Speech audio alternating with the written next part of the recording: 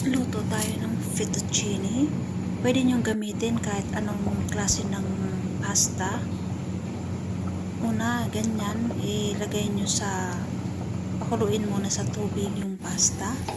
Mag-isa ng sibuyas at Philippine romaine green. Ilagay ang manok. Simple lang to na luto. Lagyan mo lang ng isang cube na chicken cube. Wala nang kahit anong ingredients pa, yun lang, at paminta.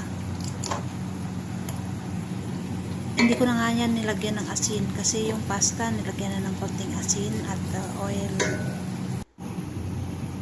Pag ganito na yung manok, medyo luto na, ilagay natin yung cream, cooking cream.